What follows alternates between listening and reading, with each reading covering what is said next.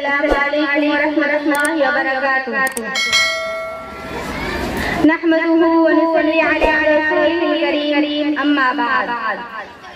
جنہیں میں ڈھونڈتا تھا آسمانوں میں زمینوں میں جنہیں میں ڈھونڈتا تھا آسمانوں میں زمینوں میں وہ نکلے میرے ظلمت کھانے کے مکینوں میں محترم حضرات جب ہندوستان کی مقدس سرزمین پر انگریزوں کا ناپاک سایہ پڑا اور وہ اپنی شاکرانہ عیارانہ چادوں سے مالک بن بیٹھے جب بادشاہ لگانے 15 طرح سے ظلم کے پہاڑ توڑے جانے لگے جب ہندوستانیوں کو غلام بنایا جانے لگا جب ہندوستانیوں کا خون ان کے پسینوں سے پیار ہونے لگا تو ایسے نازک میں سب سے پہلے عالم بغاوت بلند کیا وہ محدث کریم امام جلیل رئیس الاولیا فخر چمن حرم نازل وطن شاہ عبدالعزیز ابن اللہ دہلوی ہیں یہ وہی بنی بجائی درویش خدا ہے جس نے وقت سے بہت پہلے مسلمانوں کی نصب العین کا اعلان فرمایا تھا جہاں تک پہنچنے کے لیے دوسروں کو بھی صحابت کی انتظار کرنا تھا شاہ عبدالعزیز نبی کا کیا تھا ایک برقع بیعمہ تھا جو دشمنوں سے نقل تمنا پڑی انگریزوں کی نیند حرام ہو گئی جگہ جگہ آزادی کو شعلے لگنے لگے اور پرچم لہرانے لگے سینوں میں بلبل مچنے لگے اور حوصلوں نے افزائیاں شروع مسند پر بیٹھ کر قرآن و حدیث کا درس دینے والے علماء مرام خانقاہوں میں پیٹ میں جگر سے سمیت اسلام کو روشن کرنے والے مشائخ عظام اپنے مدرسوں اور خانقاہوں کو چھوڑ کر میدان میں آ گئے اور فرنگیوں کے خلاف ایک محاذ بنا کر توکل علی اللہ منزل کی جانب بے سر و سامانی کا عالم میں نکل پڑے میں اکیلا ہی چلا تھا جانب منزل مگر میں اکیلا ہی چلا تھا جانب منزل مگر راہ رو آتے گیا اور کارواں بنتا گیا کہ مصداق بن گئے حضرات یہ کارواں مسافت طے کرتے ہوئے کس طرح منزل مقصود تک پہنچا یہ ایک لمبی داستان ہے اس داستان میں امنگیں بھی ہیں محرومیاں بھی عزم و عمل کا جوش و خروش بھی شکست خوردگی اور بیچارگی کی افسردگی بھی جنہوں نے شوق کی آشفتہ شری بھی اور گردش دورہ کی کجروی بھی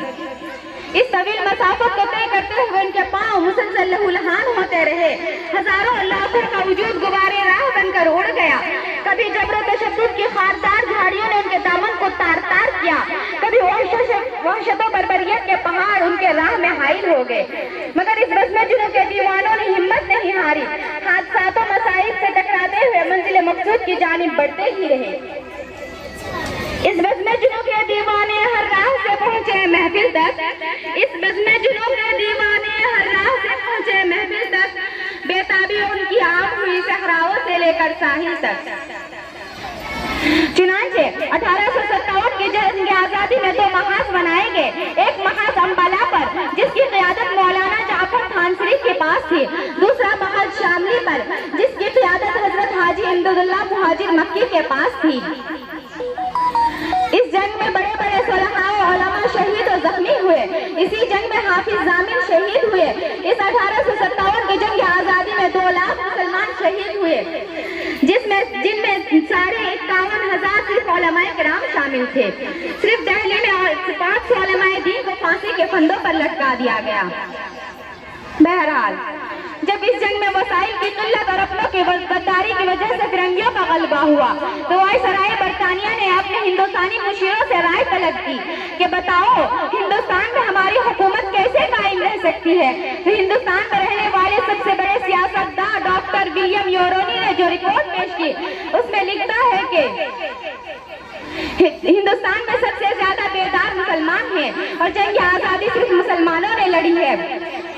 جب تک مسلمانوں میں جذبہ جہاد موجود ہے اس وقت تک ہم ان پر حکومت نہیں کر سکتے اس لیے جذبہ جہاد کو ختم کرنا ضروری ہے اور جذبہ جہاد کو ختم کرنے سے پہلے ایک اور چیز کا ختم کرنا ضروری ہے اور وہ یہ ہے کہ ہندوستان سے علماء کو ختم کر دیا جائے چنانچہ 1861 میں 3 لاکھ قرآن کریم کے نسخے بدبخت انگریزوں نے جلائے اس کے بعد علماء کو ختم کرنے کا فیصلہ کیا انگریز مورخ مسٹر ایڈورڈ ٹامسن اپنی یادداشت میں لکھتا ہے کہ 1864 سے لے کر 1867 تک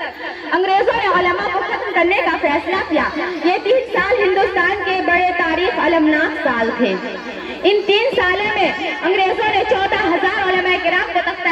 लटका दिया। टॉमसन कहता है कि दिल्ली के चांदनी चौक से लेकर खीबर तक कोई ऐसा दरख्त न था जिस पर उलमा की गर्दनें न लटकी हुई हो। टॉमसन कहता है कि उलमा के जिस्मों को तांबे से दागा गया। टॉमसन कहता है कि उलमा को सूअरों के खाल में बंद करके जलते हुए तंदूरों में डाला गया। टॉमसन कहता है कि उलमा को हाथियों पर खड़ा करके दरख्तों से बांधकर हाथियों को नीचे से चला दिया गया। टॉमसन कहता है कि लाहौर की शाही मस्जिद जिसके सहन में अंग्रेजों ने फांसी का फंदा बनाया था, उसमें एक एक दिन 80 उलमा को फांसी दी जाती थी। टॉमसन कहता है कि लाहौर की दरियाए रावी में 80 उलमा को बोरियों में बंद करके डाल दिया जाता और ऊपर से गोलियों का निशाना बनाया जाता था। टॉमसन कहता है कि जब मैं अपने खेमे में गया तो मुझे मुर्दार की बदबू महसूस हुई, तो मैं खेमे में पीछे चला गया तो क्या देखता हूँ कि आग के अंगारे दहक रहे हैं और 40 उलमा के कपड़े उतार कर उनको अंगारों पर डाला जा रहा है। मेरे देखते ही देखते 40 और उलमा को बुलाया गया और उनके कपड़े उतारे गए और अंग्रेज ने कहा, मौलवियों, जिस तरह इन 40 को पकाया गया है इसी तरह तुम्हें भी पका दिया जाएगा। तुम सिर्फ एक आदमी ये कह दो कि इस जंग 1857 की जंग आजादी में शरीक नहीं था, अभी छोड़ देते हैं। टॉमसन कहता है कि मुझे पैदा करने वाले की कसम, उनमें कोई ऐसा आलिम नहीं था, सारे के सारे पक गए मगर किसी ने भी अंग्रेजों के सामने गर्दन नहीं झुकाई। मैं इन्हीं चंद बातों पर अपनी तकरीर को खत्म करती हूँ। अस्सलाम वालेकुम।